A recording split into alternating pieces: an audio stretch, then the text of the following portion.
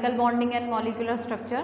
तो इस चैप्टर में बेसिकली हम डिस्कस करने वाले हैं shapes and structure of molecules. देखिए इससे पहले जो हमने चैप्टर स्टडी किया था उसमें हमने एटम्स को डिस्कस किया, एटम की शेप को डिस्कस किया।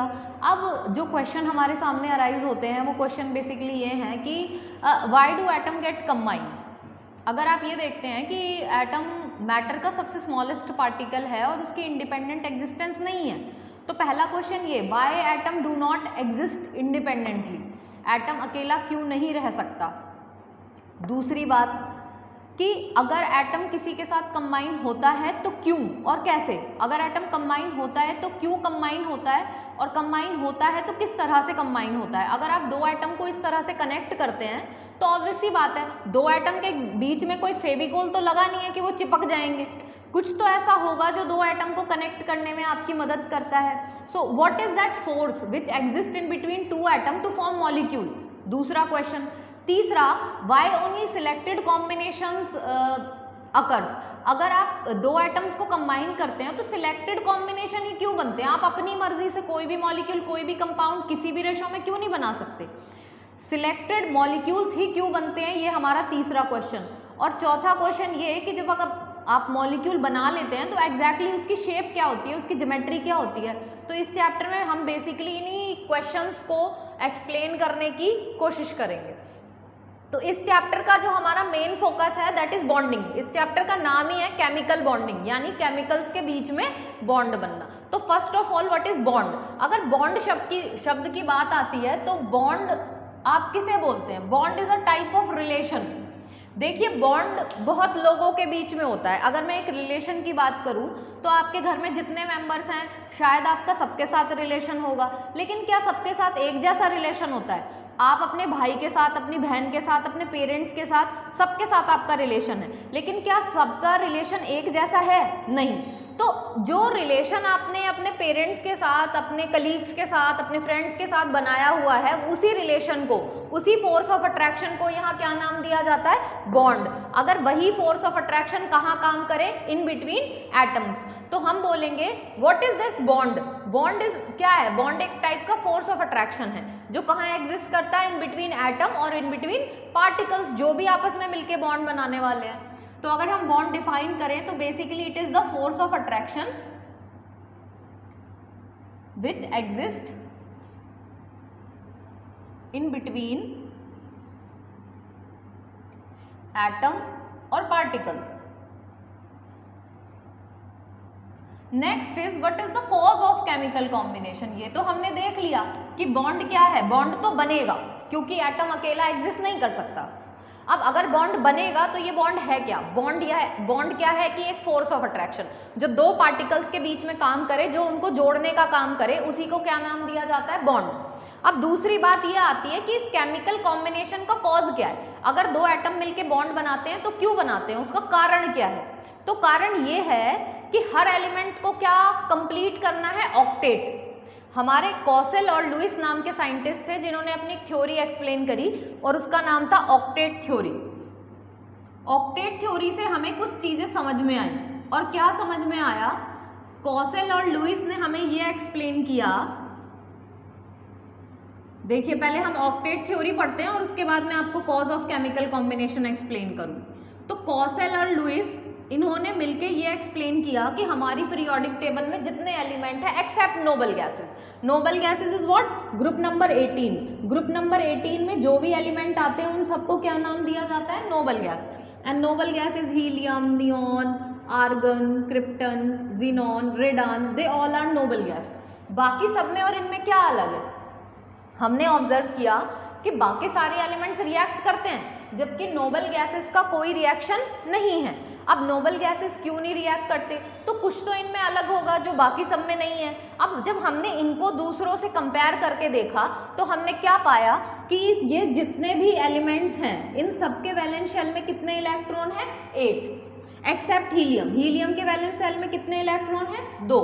तो यहाँ से एक थ्योरी निकाली गई कि बिकॉज नोबल गैसेस किसी के साथ रिएक्ट नहीं करते, और क्यों नहीं रिएक्ट करते, क्योंकि उनके वैलेंस शेल में शायद 8 इलेक्ट्रॉन होते हैं, और 8 इलेक्ट्रॉन आने के बाद शायद उन्हें ऐसा लगता है कि वो स्टेबल हो चुके हैं। लाइक अगर एक बंदा है, कोई भी एक पर्सन है, उसके पास बहुत पैसा है और बहुत एटीट्यूड भी है, उसे ऐसा लगता है कि दुनिया में मुझे कभी किसी चीज़ की कोई ज़रूरत नहीं पड़ने वाली, तो मैं दूसरों से रिलेशन क्यों बनाऊं। तो साफ सीधा फंडा है, अगर किसी को ऐसा लगता है कि हमें कभी किसी की कोई ज़रूरत नहीं पड़ने वाली, तो उसे रिलेशन बनाने की भी कोई ज़रूरत नहीं है। लेकिन हम तो रिलेशन बनाते हैं ना हर किसी के साथ, क्यों?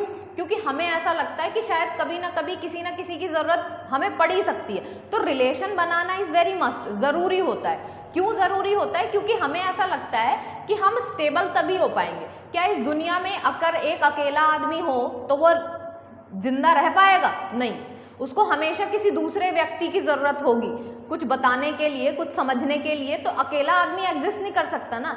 ऐसे ही सिंगल एटम की अकेले एग्जिस्टेंस नहीं है। क्यों नहीं है? क्योंकि उसे ऐसा लगता है कि वो अभी फिलहाल स्टेबल नहीं है। स्टेबल होने के लिए उसे दूसरों के साथ कनेक्शन करना पड़ेगा, दूसरों के साथ रिलेशन बनाना पड़ेगा, दूसरों के साथ बॉन्ड बनाना पड़ेगा, इसीलिए कहीं ना कहीं वो कंबाइन होता है।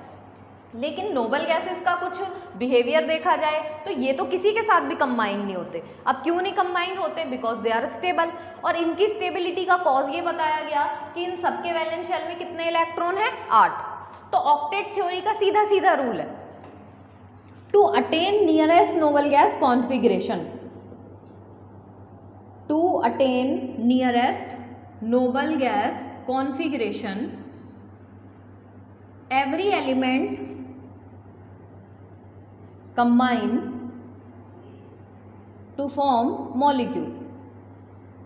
तो हर एलिमेंट कहीं ना कहीं कंबाइन होता है और क्या बनाता है? मॉलिक्यूल बनाता है। तो ऑक्टेट थ्योरी सीधा यही कहती है कि कोई भी एलिमेंट आपके केमिकल कॉम्बिनेशन का कॉज क्या है? कॉज यही है कि हर एलिमेंट को स्टेबल होना है और उसे ऐसा लगता है कि नोबल गैसेस के पास 8 इलेक्ट्रॉन है और वो स्टेबल हैं, तो हमारे पास भी शायद अगर 8 इलेक्ट्रॉन हो तो हम भी क्या हो जाएंगे? स्टेबल। तो अब उसके पास फिलहाल अभी तो 8 नहीं है, लेकिन अगर वो किसी के साथ शेयर करे, लॉस करे, गेन करे, तो हो सकता है कि उसके पास 8 इलेक्ट्रॉन आ जाए। तो इसीलिए वो कहीं ना कहीं कंबाइन करने की कोशिश करता है। तो first cause of chemical combination is to acquire nearest noble gas configuration, nearest noble gas configuration. And second cause is to attain stability. दुनिया में हर चीज को क्या होना है? स्टेबल होना है।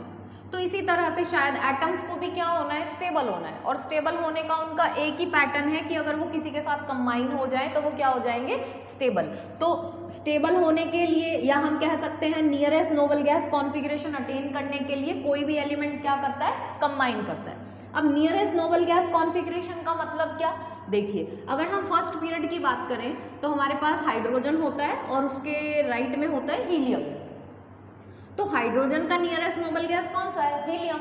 और हमें पता है हीलियम के वैलेंस शेल में इलेक्ट्रॉन कितने होते हैं? 2। तो हाइड्रोजन कौन सी नोबल गैस कॉन्फिगरेशन अटेन करने की कोशिश कर रहा है? हीलियम। इसीलिए आपने देखा होगा हाइड्रोजन जब भी बॉन्ड बनाता है तो हमेशा उसके पास मैक्सिमम कितने इलेक्ट्रॉन पाए जाते हैं? 2, क्योंकि उसकी नियरेस्ट नोबल गैस क्या है? हीलियम। इसी तरह से अगर आप सेकंड पीरियड में चलें तो lithium, beryllium, boron, carbon and so on, तो आप नियॉन तक जाएंगे। तो इस पीरियड में जितने भी एलिमेंट आएंगे वो कोशिश करेंगे कि नियॉन की इलेक्ट्रॉनिक कॉन्फिगरेशन को ऑब्टेन करें। और नियॉन के वैलेंस शेल में कितने इलेक्ट्रॉन है? 8। इसी तरह से थर्ड वाले में भी हमारे पास आर्गन आता है और आर्गन के पास भी 8 होते हैं। तो बाकी जितने भी पीरियड्स में जो जो एलिमेंट्स आते हैं, हर कोई अपने वैलेंस शेल में मैक्सिमम कितने इलेक्ट्रॉन रखना चाहता है? 8। इसीलिए वो कहीं ना कहीं क्या करता है? कंबाइन करता है। तो आई थिंक आपको cause of chemical combination clear हुआ होगा। और ये अटेन स्टेबिलिटी, इसको हम और डिटेल में डिस्कस करेंगे।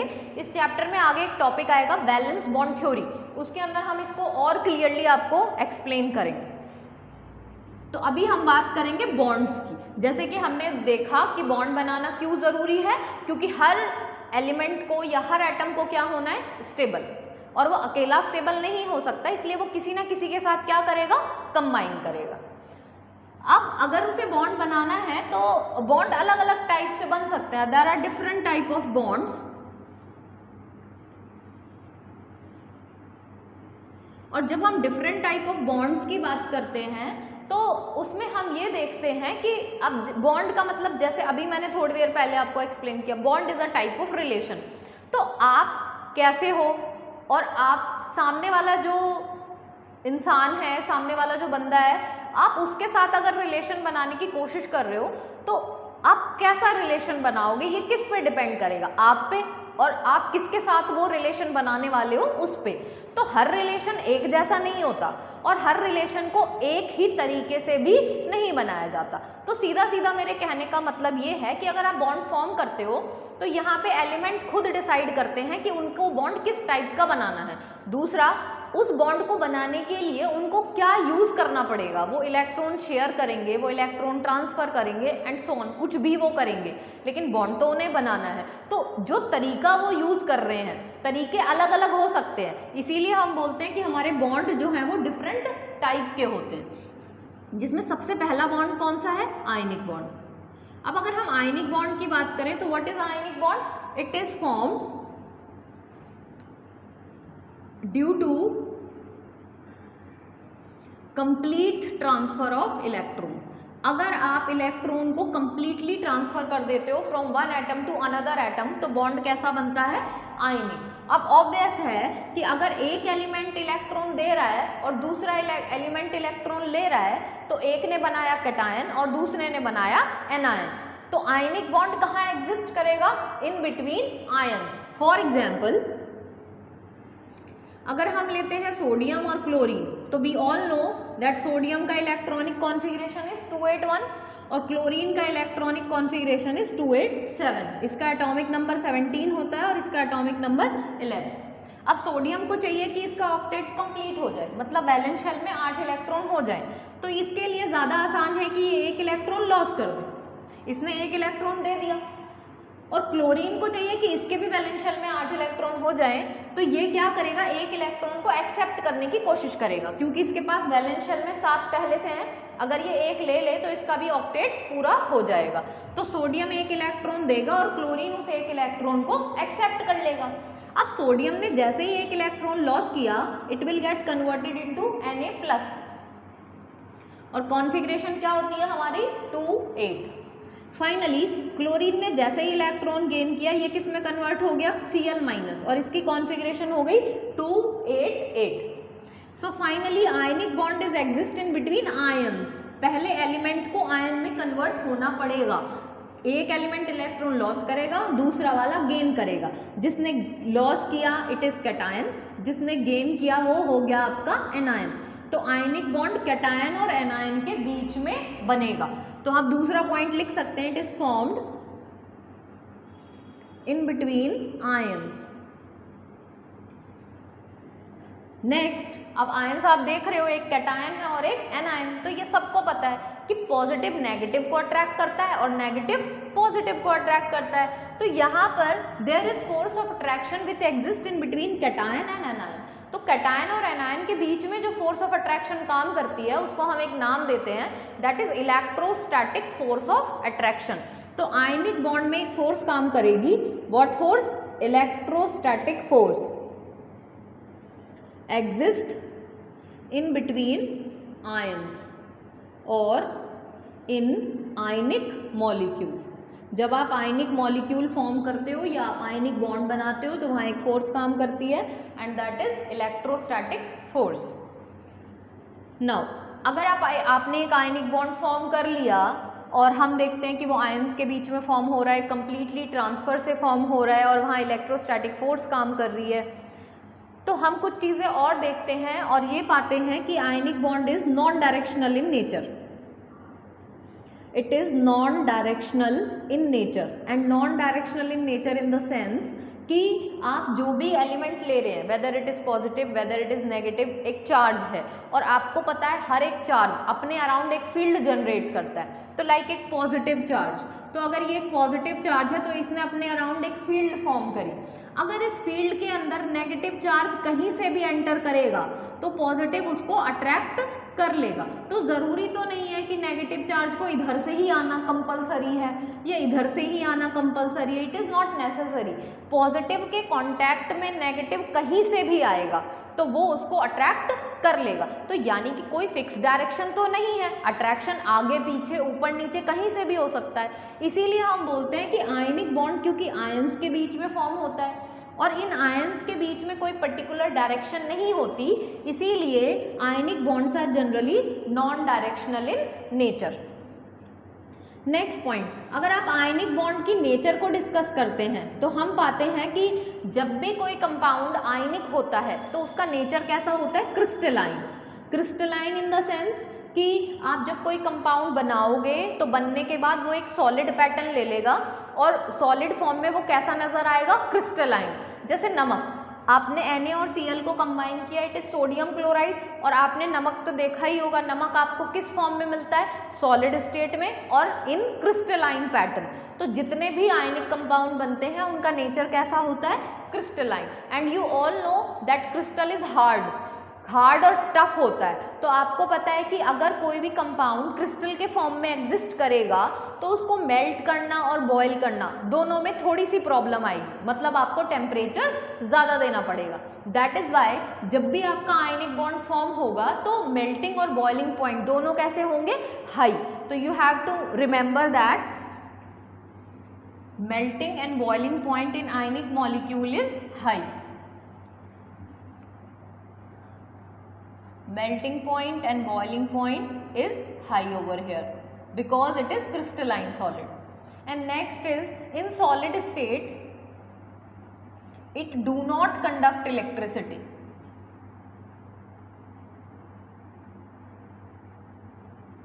while in aqueous or in molten state it can easily able to conduct electricity। तो आपने अभी क्या ध्यान रखना है कि आयनिक कंपाउंड जब भी बनाते हैं, हमें सबको पता है कि आयनिक कंपाउंड या आयनिक मॉलिक्यूल आयंस के बीच में बनते हैं, और पॉजिटिव और नेगेटिव दोनों जब भी एक साथ मिलते हैं तो इट विल बिकम न्यूट्रल। तो यहाँ पर अगर आप NaCl को सॉलिड फॉर्म में देखते हो तो प्लस और माइनस चार्ज मिलके क्या हो गया, दैट इज न्यूट्रलाइज। तो यहाँ पर अभी सॉलिड फॉर्म में कोई भी आयन अवेलेबल नहीं है। लेकिन अगर आप इसी सॉलिड को कन्वर्ट करते हो लिक्विड स्टेट में, मतलब हमने इसमें पानी मिला दिया और इसका एक सॉल्यूशन बना दिया, तो in aqueous solution we generally observe that NaCl will get hydrolyse, और NaCl किस में कन्वर्ट हो जाएगा, Na प्लस और Cl माइनस में। तो हम पाएंगे कि अगर आप इसको एक्वस स्टेट में डालते हो तो ये कैटायन और एनायन लिबरेट करता है, और बिकॉज सॉल्यूशन स्टेट में ये आयंस लिबरेट करता है और आयंस का मोशन होता है, इसीलिए एक्वस फॉर्म में ये इलेक्ट्रिसिटी को कंडक्ट कर सकता है। तो या तो एक्वस स्टेट में या फिर आप इसे मॉल्टन स्टेट में भी ले सकते हैं। अगर आप इसे मेल्ट करना चाहें तो मेल्टेड स्टेट में भी ये Na प्लस और Cl माइनस देगा। तो इसीलिए जितने भी आयनिक कंपाउंड होते हैं ये मॉल्टन या एक्वस स्टेट में इलेक्ट्रिसिटी को कंडक्ट कर सकते हैं। अदरवाइज अगर सॉलिड स्टेट लेंगे तो ये इलेक्ट्रिसिटी को कंडक्ट नहीं करेगा। Next, it undergoes ionic reaction. Ionic compound ionic reactions दिखाते हैं, और आयनिक रिएक्शन कैसी होती है, जब एक आयन दूसरे अपोजिट आयन को अपनी तरफ अट्रैक्ट करे। जैसे AgNO3 को अगर हम NaCl के साथ रिएक्ट कर दें तो NaNO3 के साथ कनेक्ट करेगा, because over here Na is positive, Cl is negative, over here Ag is positive, NO3 is negative, so it is NaNO3 और AgCl के साथ कनेक्ट होके क्या बनाएगा आपका AgCl। so this is overall about ionic bond। तो मैं फिर से आपको बता दूं, ionic bond is a type of bond. Bond एक फोर्स होती है जो दो एटम्स के बीच में काम करती है। आयनिक बॉन्ड तभी बनेगा जब एक एलिमेंट कंप्लीट इलेक्ट्रॉन को ट्रांसफर करे और दूसरा वाला उसको कंप्लीटली एक्सेप्ट करे। तो आयनिक बॉन्ड कैटायन और एनायन के बीच में फॉर्म होगा, और in cation anion there is electrostatic force and the compound is crystalline. अब क्योंकि क्रिस्टलाइन है तो मेल्टिंग बॉइलिंग पॉइंट हाई है, सॉलिड स्टेट में ये इलेक्ट्रिसिटी को कंडक्ट नहीं करेगा। अदरवाइज अगर आप एक्वस या मॉल्टन स्टेट लेते हैं तो ये इजीली कंडक्ट कर सकता है इलेक्ट्रिसिटी को। एक और एग्जांपल लेते हैं। फॉर एग्जांपल, अगर मैं आपको बोलती हूँ कैल्शियम क्लोराइड बनाएं, मैं आपको बोलती हूँ कैल्शियम ऑक्साइड बनाएं, तो हम देखते हैं कि ये दोनों ही आयनिक है नेचर में। कैसे? कैल्शियम का एटॉमिक नंबर होता है 20, तो अगर आप इसका कॉन्फ़िगरेशन लिखते हो दिस इज 2 8 8 एंड 2। अब कैल्शियम को भी चाहिए कि इसके कोई दो इलेक्ट्रॉन ले ले, क्योंकि इसको अपना ऑक्टेट कंप्लीट रखना है। तो दो ऑप्शंस हैं, या तो ये 2 इलेक्ट्रॉन दे दे या 6 इलेक्ट्रॉन ले ले। तो 6 इलेक्ट्रॉन लेने से ज़्यादा बेटर है कि ये अपने 2 इलेक्ट्रॉन को लॉस कर दे। तो साथ में कौन कनेक्ट है? 2 क्लोरीन। 2 क्यों? देखिए, अगर आप 1 क्लोरीन लेते हो, अभी हम कैल्शियम क्लोराइड फॉर्म कर रहे हैं, तो 2 क्लोरीन, क्लोरीन का configuration is 287, this is also 287। हम क्या ऑब्जर्व करते हैं कि एक क्लोरीन सिर्फ एक ही इलेक्ट्रॉन एक्सेप्ट करेगा क्योंकि इसको एक की ही ज़रूरत है और इसका ऑक्टेट कंप्लीट हो जाएगा, जबकि कैल्शियम को अपना ऑक्टेट पूरा करने के लिए कितने इलेक्ट्रॉन लॉस करने हैं? 2। तो इसीलिए हम क्लोरीन कितने यूज़ करने वाले हैं? 2। तो क्योंकि आपने 2 लॉस किया, एक इलेक्ट्रॉन हम इस क्लोरीन को देंगे और दूसरा वाला इस क्लोरीन को देंगे। तो otherwise this chlorine get converted into Cl negative and this also get converted into Cl negative. So finally the configuration is 288 and this is also 288. तो हम देखते हैं कि कैल्शियम और Cl जब हमने कंबाइन किया तो फाइनली क्योंकि कैल्शियम ने 2 इलेक्ट्रॉन लॉस किए, so it will become Ca+2 and this chlorine will become Cl negative, this also becomes Cl negative. अगर आप इसका फाइनली फॉर्मूला लिखते हैं तो कैल्शियम पे +2 चार्ज आया और क्लोरीन आपने यूज करे हैं 2 और हर क्लोरीन पे चार्ज कितना है? -1। तो हम देखेंगे कि एक कैल्शियम पे +2, बाकी का 2 क्लोरीन और हर एक क्लोरीन -1 कंटेन कर रहा है, तो 2 क्लोरीन कितना कंटेन करेंगे? -2। सो +2 एंड -2 विल बिकम न्यूट्रल।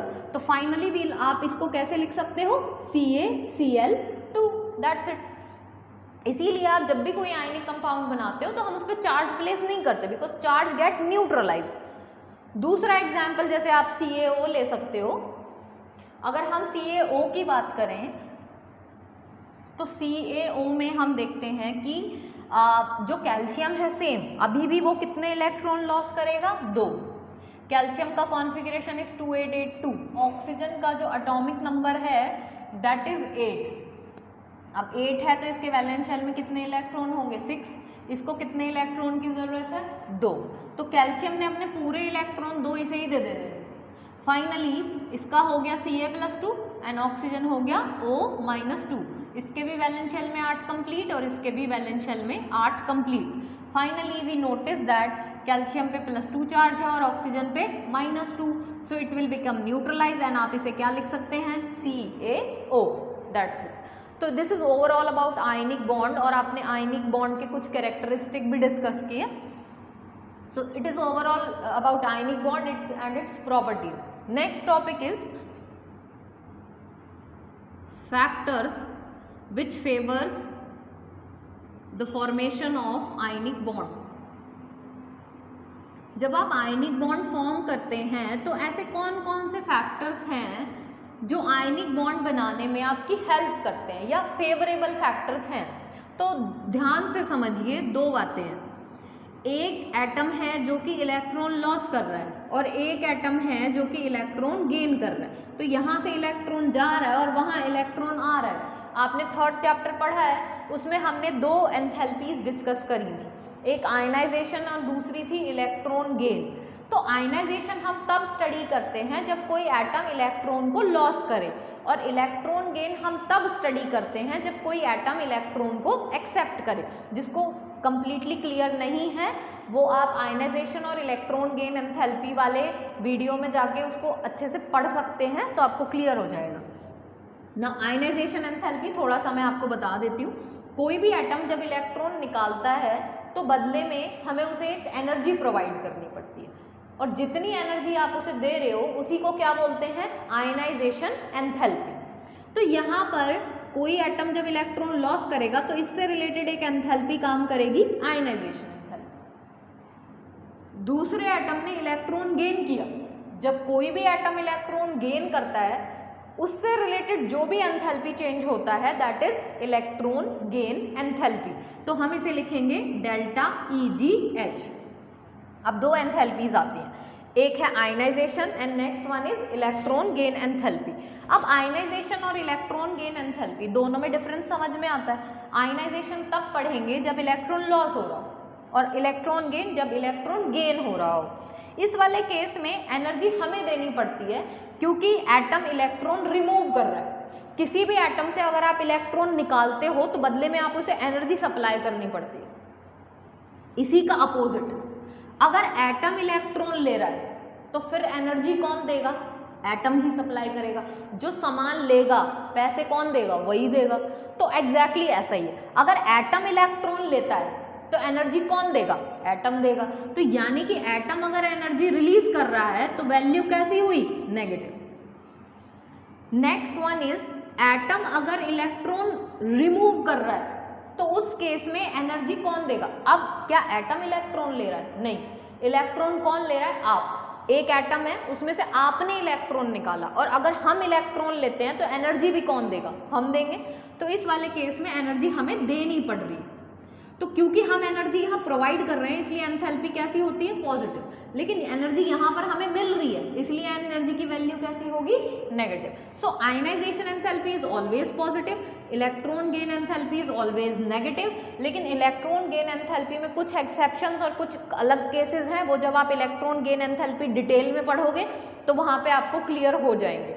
अब यहाँ पे जो मैं आपको समझाने जा रही हूँ इसको आप बड़े ध्यान से सुनेंगे कि आयनाइजेशन एंथैल्पी जब भी हम पढ़ते हैं तो हमें हमेशा एक एटम से इलेक्ट्रॉन को बाहर निकालना है, और जब हम एटम से इलेक्ट्रॉन को बाहर निकालते हैं तो हम एनर्जी देते हैं। अब दो केसेस हैं। दो केसेस ऐसे हैं कि अगर एटम बहुत आराम से, अगर इलेक्ट्रॉन बहुत लूजली बाउंड है एटम में तो आपने थोड़ी सी एनर्जी दी, इलेक्ट्रॉन बाहर आ गया।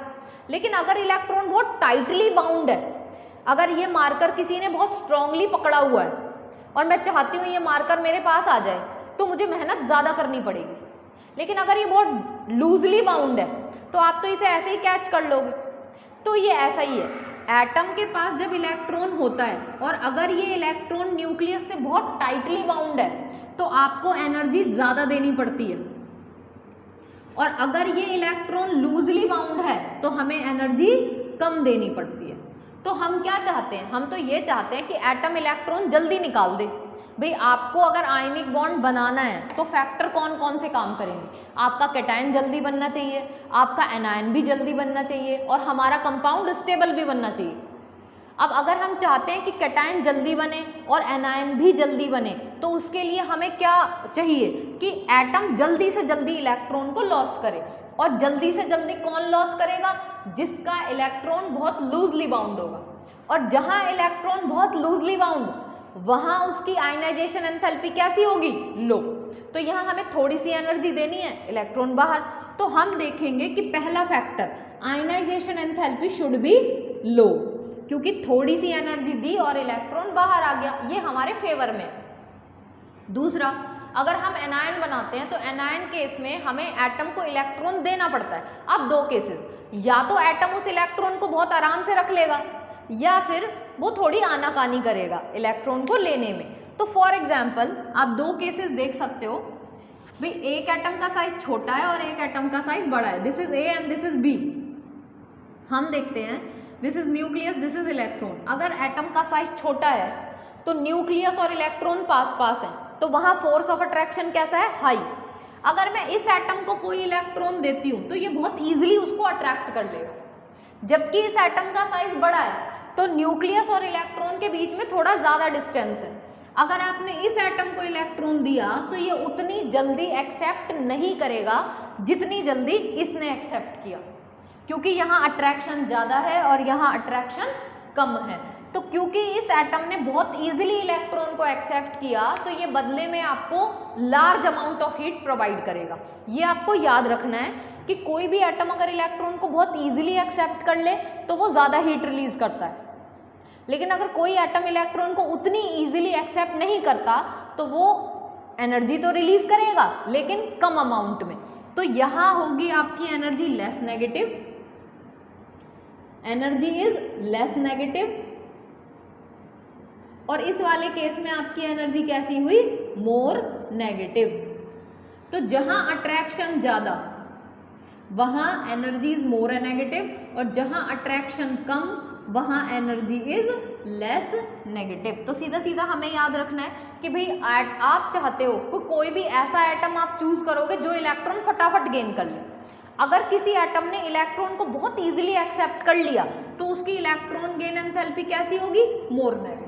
तो दूसरा फेवरेबल फैक्टर है that electron gain enthalpy should be more negative. मैं आपको फिर से बता रही हूँ, क्योंकि आयनाइजेशन एंथैल्पी और इलेक्ट्रॉन गेन एंथैल्पी एक डिटेल टॉपिक है और इसको मैं यहाँ पे पूरा क्लियरली एक्सप्लेन नहीं कर सकती, तो ज़्यादा बेटर है कि आप चैप्टर 3 से पहले इलेक्ट्रॉन गेन एंथैल्पी और आयनाइजेशन एंथैल्पी पढ़ लें और उसके बाद इस टॉपिक को समझें, तो आपको ज़्यादा अच्छे से क्लियर हो पाएगा।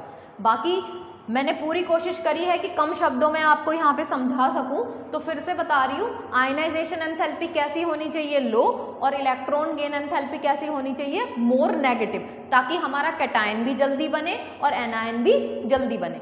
अब मान लीजिए कि कैटायन भी बन गया और एनायन भी बन गया, लेकिन अब कैटायन और एनायन आपस में अट्रैक्ट भी तो करेंगे, तभी तो ये बॉन्ड बनाएंगे। तो जब कैटायन और एनायन आपस में अट्रैक्ट करके बॉन्ड बनाते हैं तो ये भी क्या है, this is also a process. देखिए जैसे अभी हमने लिया था Na+ और Cl-, अगर हम Na+ और Cl- को कंबाइन करें तो हम देखते हैं कि क्या बनता है, NaCl। This is Na+, this is Cl- and it will combine to get NaCl। तो दिस इज अ प्रोसेस। जब भी किसी केमिकल एलिमेंट्स में या केमिस्ट्री में कोई प्रोसेस होती है तो हमेशा उसमें एनर्जी चेंजेस होते हैं, तो यानी यहाँ भी कोई ना कोई एंथैल्पी चेंज जरूर होगा। एंथैल्पी और एनर्जी दोनों का मतलब एक ही होता है, तो यहाँ पर हम देखते हैं कि एनर्जी चेंज कुछ ना कुछ तो होगा। अब इस प्रोसेस में आप बना रहे हैं एक क्रिस्टल, और इसी क्रिस्टल को दूसरे शब्दों में बोला जाता है लैटिस। तो ये एंथैल्पी क्या रिप्रेजेंट करेगी, दिस इज लैटिस एंथैल्पी। तो यहाँ जो भी वैल्यू आएगी उसे क्या बोला जाएगा, लैटिस एंथैल्पी, क्योंकि आप इस प्रोसेस में क्या बना रहे हो, क्रिस्टल, या क्या बना रहे हो, लैटिस। अब देखिए आपने Na+ लिया, Cl- लिया और NaCl बन गया, क्योंकि हम Na+ बना चुके हैं, Cl- भी बना चुके हैं, बस अब हमारा काम है इन दोनों को कनेक्ट करना। अब एक बहुत ईजी बात और बहुत ध्यान से सुनना है आपको, अगर आप एक क्रिस्टल बनाते हैं और उस क्रिस्टल, देखो कोई भी चीज़ अगर यहाँ से यहाँ जा रही है तो वो क्यों जा रही है, क्योंकि उसे स्टेबल होना है। आप पढ़ते हो, क्यों पढ़ते हो, क्योंकि आपको लगता है कि हमें फ्यूचर में कुछ करना है। आप खाते हो, क्यों खाते हो, क्योंकि आपको भूख लगी है, भी आपको अपना पेट भरना है। तो यहाँ पर क्या है, बेसिकली हर चीज़ जो हम काम करते हैं उसके पीछे कोई ना कोई कारण ज़रूर होता है कि हमें यहाँ से यहाँ जाना है, इसीलिए हम ये काम कर रहे हैं। दूसरे शब्दों में बोला जाए तो हर व्यक्ति क्या होना चाहता है, स्टेबल होना चाहता है, इसीलिए हर कोई इस रेस में दौड़ रहा है। अब ऐसे ही Na+ और Cl- ये दोनों कंबाइन होकर NaCl क्यों बनाते हैं, क्योंकि इन्हें ऐसा लगता है कि अगर ये NaCl में कन्वर्ट हो जाएंगे तो इनके पास एक स्टेबिलिटी आ जाएगी। अब कोई भी स्टेबल, जैसे दो स्टूडेंट्स हैं, first is A another one is B, ये दो बच्चे हैं, इन दोनों को नीट का एग्जाम क्लियर करना है। अब दोनों को नीट का एग्जाम क्लियर करना है, तो नीट का एग्जाम क्लियर क्यों करना है, तो पहली बात दोनों को डॉक्टर बनना है। और डॉक्टर क्यों बनना है, क्योंकि उन्हें ऐसा लगता है कि डॉक्टर बनने के बाद वो काफ़ी स्टेबल हो जाएंगे, काफ़ी पैसा कमाएंगे और उनकी लाइफ सेटल है। तो हर बंदे को स्टेबल होना है, ऑब्वियस सी बात है। इसी तरह से इन दोनों को भी स्टेबल होना है, तो स्टेबल होने के लिए इन्हें नीट क्लियर करना है। अब नीट ऐसे हवा में तो क्लियर होगा नहीं, पढ़ना पड़ेगा उसके लिए। पढ़ाई ए भी करता है और बी भी, दोनों अच्छे से पढ़ाई कर रहे हैं, लेकिन भाई अब क्या होता है ना, डिस्ट्रैक्शन बहुत ज़्यादा होते हैं जब हम पढ़ाई कर रहे होते हैं। आपके पास फ़ोन है, आपके पास टीवी है, आपके पास फ्रेंड्स हैं, आपके पास फैमिली है, तो क्या होता है हर कोई थोड़ा डिस्टर्बेंस तो हो ही जाता है। अब आपके पास फ़ोन है, आपने किसी का फ़ोन आया और हम पढ़ रहे थे, पढ़ते पढ़ते हम चलो बात ही करने शुरू हो गई, तो उसके लिए आपको चीज़ों को अवॉइड करना पड़ेगा। अगर हम चाहते हैं कि हमारा पूरा ध्यान पढ़ाई की तरफ रहे, बाकी चीज़ों में बिल्कुल भी ध्यान न रहे, तो हम क्या करेंगे, हमने भाई जो ए है इसने क्या करा, ये सोच रहा था कि मेरे फुल मार्क्स आने चाहिए, मैं एक भी नंबर कम नहीं ला सकता, तो ए ने पहले अपना फ़ोन छोड़ दिया, ड्रॉप, फ़ोन से अब इसे कोई मतलब नहीं। दूसरे केस में इसने टीवी भी बिल्कुल देखना छोड़ दिया, ख़त्म। तीसरा, इसने अपने फ्रेंड्स से मिलना जुलना ख़त्म कर दिया।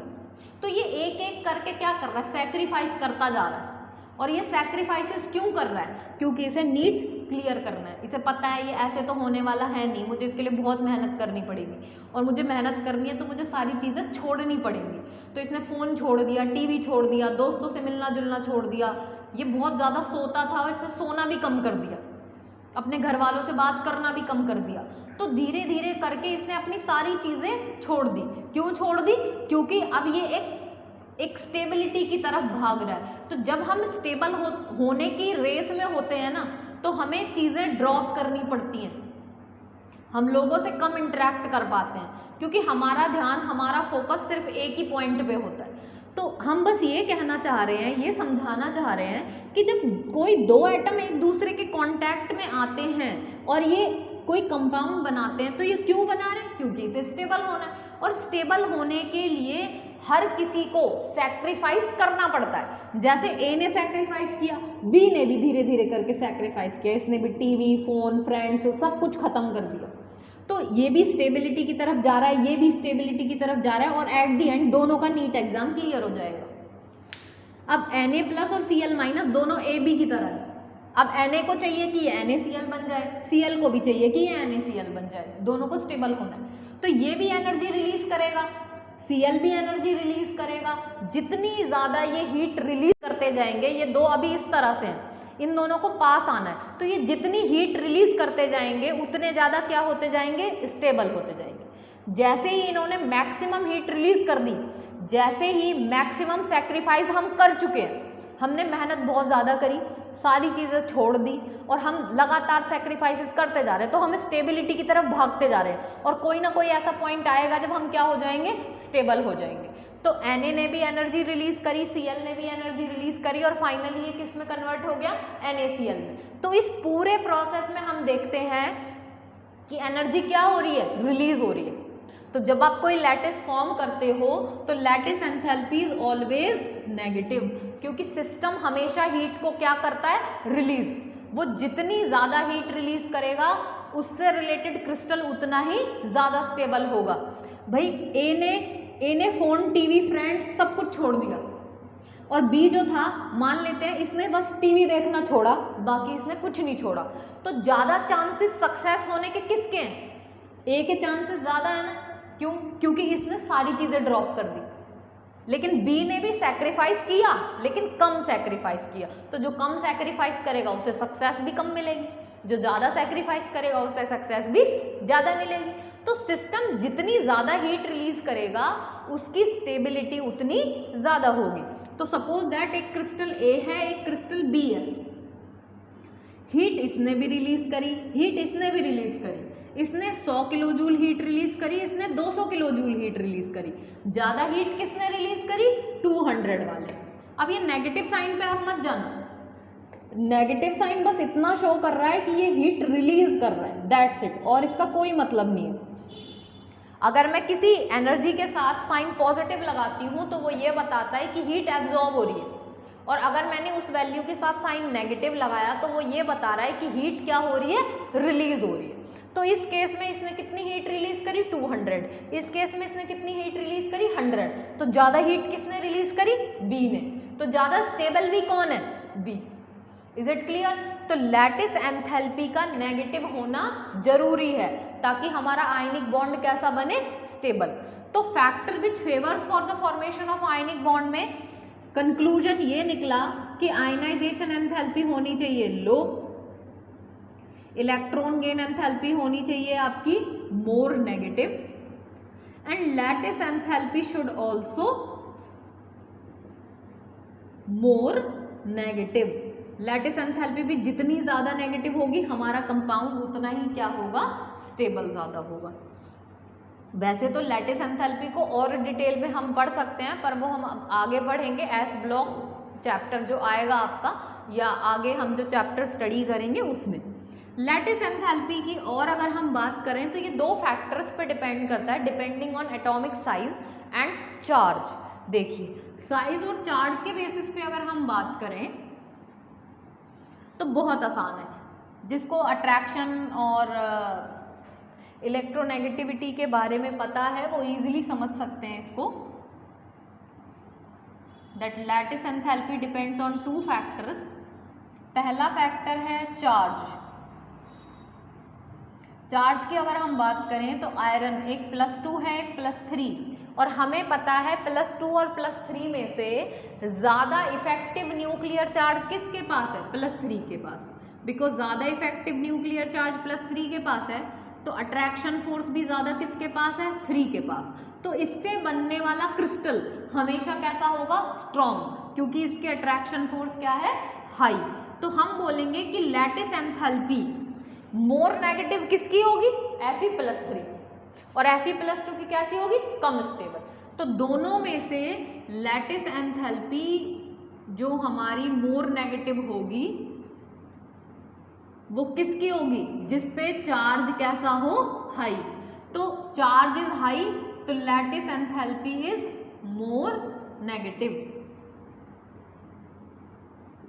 तो I think it is clear. जिसका इफेक्टिव न्यूक्लियर चार्ज ज्यादा उसकी अट्रैक्शन ज्यादा, अट्रैक्शन ज्यादा तो इसका मतलब कंपाउंड कैसा बनेगा? स्टेबल बनेगा, और जो जितना ज्यादा स्टेबल बनेगा उसकी वैल्यू उतनी ज्यादा क्या होगी? नेगेटिव। दूसरी बात, अगर इसी में हम साइज की बात करें, तो साइज की जब हम बात करते हैं तो साइज में हम ये देखते हैं कि जैसे जैसे फोर्स ऑफ अट्रैक्शन बढ़ता है वैसे वैसे आपके एटम का साइज क्या होता है? छोटा होता चला जाता है। तो इन दोनों में से चार्ज किसका ज्यादा है? इसका। तो साइज छोटा भी किसका है? इसी का, क्योंकि इसमें फोर्स ऑफ अट्रैक्शन क्या है? हाई। तो जहां पर चार्ज ज्यादा होगा वहां पर साइज कम होगा, और चार्ज ज्यादा से हम सीधा सीधा समझते हैं कि हमारी लैटिस एंथैल्पी कैसी है? मोर नेगेटिव। तो ये हम सीधा इससे एक्सप्लेन कर सकते हैं, चार्ज बढ़ा लैटिस एंथैल्पी मोर नेगेटिव, और लैटिस एंथैल्पी को अगर आप साइज से कंपेयर करते हो तो साइज कैसा होना चाहिए? छोटा होना चाहिए। Is it clear? तो ये था हमारा लैटिस एंथैल्पी। अच्छा, इसमें एक और पॉइंट मुझे आपको एक्सप्लेन करना था कि ionic compounds are generally soluble in water. कोई भी आप आयनिक कंपाउंड ले लो, हम ये देखते हैं कि वो ईजिली वाटर में डिजोल्व हो जाते हैं। अब ईजिली वाटर में डिजोल्व कैसे होते हैं? Ionic compounds get easily dissolved in water, क्योंकि हमें पता है वाटर को अगर आप हाइड्रोलाइज करते हो तो ये एक H+ देता है और एक OH- देता है। वैसे ही अगर हम NaCl लेते हैं तो हम देखते हैं Na पे प्लस चार्ज होता है और Cl पे माइनस। तो ये भी पोलर है और ये भी पोलर है, क्योंकि इसके पास भी आयंस है और इसके पास भी आयंस है। तो ionic compounds easily dissolve in water, क्योंकि वाटर भी आयंस कंटेन करता है और आयनिक कंपाउंड भी आयन कंटेन करता है। तो क्योंकि दोनों में आयन है तो सॉल्वेंट कैसा है? पोलर। सॉल्यूट भी कैसा है? पोलर। इसलिए ये दोनों आपस में डिजोल्व हो सकते हैं। तो आप कोई भी आयनिक कंपाउंड लोगे तो it can easily dissolve in water.